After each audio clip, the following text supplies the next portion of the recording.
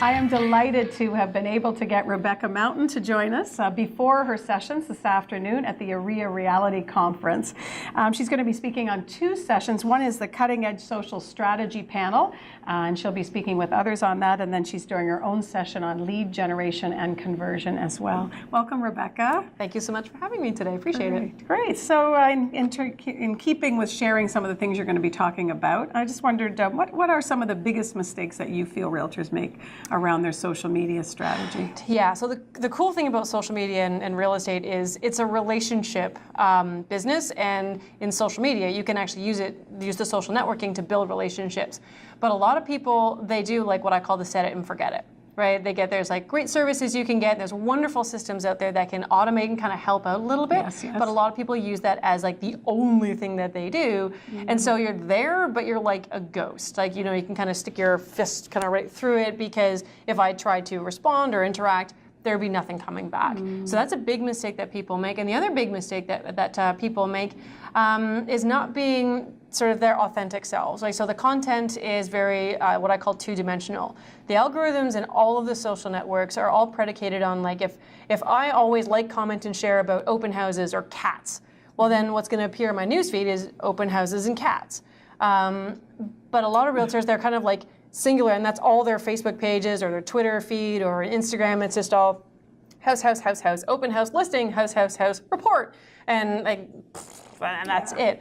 What's missing is that, what's your story, right? What is it about you? Because I'm going to sell my house with someone that I connect with, right? So I talk about the fact that I ride a motorcycle, I go scuba diving, I love traveling, I have 4 kids.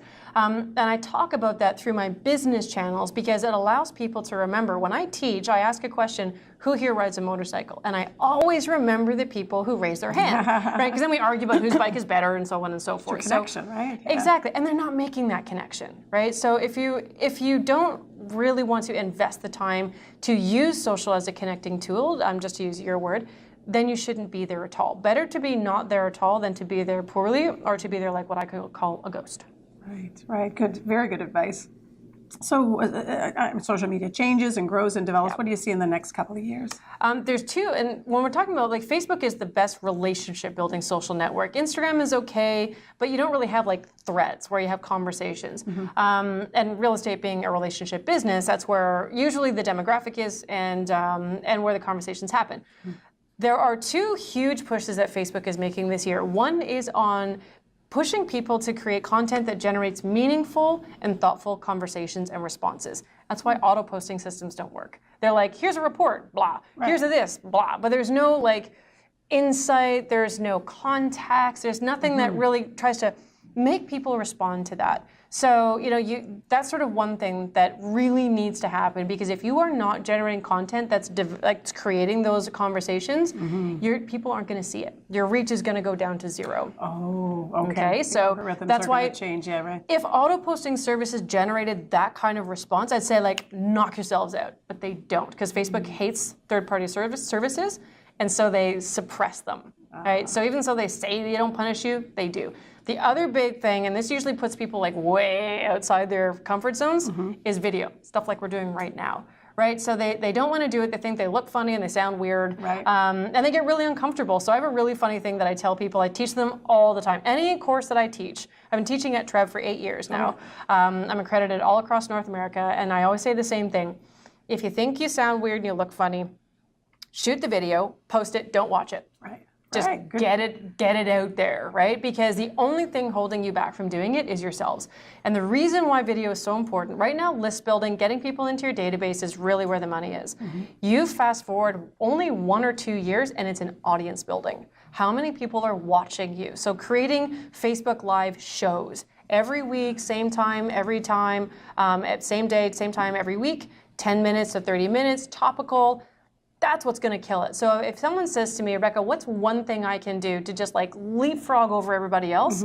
It's the Facebook Live shows. Wow. Absolutely, hands down, because the algorithm on Facebook and on Instagram, because they're owned by the same company, they put more weight behind video, and particularly live video, than WhatsApp that they bought for $1 billion, and the Messenger service, which is also where a lot of Facebookers are kind of migrating to. So it's like way, way up there. So realtors really need to get comfortable with that. Absolutely. And it's just practice. Like some people say, oh, Rebecca, you're so like natural at it. I hate it, right? But it's just practice, practice, practice. Yes. So if you do, it's like that whole 10,000 hours. Yes. You do 10,000 hours of anything and you will be an absolute virtuoso. Yeah.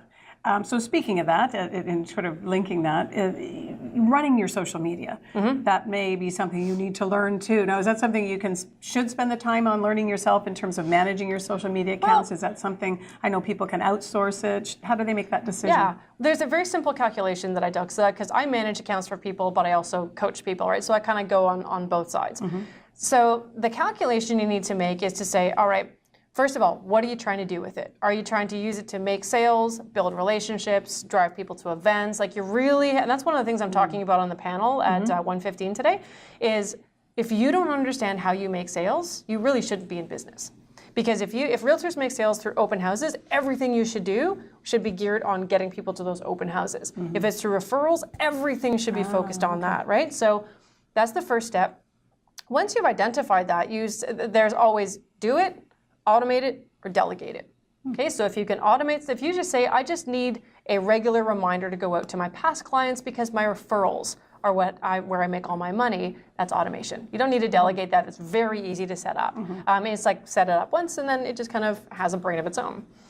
If, however, you totally lack the expertise and you feel that the amount of time you're going to take would be like so great, right? So because we all have an hourly wage, like an hourly amount that we say we're valued ourselves at this. How many hours a month would you spend doing it yourself? Right. Is that more or less than what you would pay someone to do it for you? Who has the expertise, who does this like 24/7, like I'm not trying to sell houses. I'm doing social, right? Social, digital, automated marketing. Like I do a whole bunch of different things, but I have expertise that can really take a burden off of other people who say, I don't want to do this, I don't have time.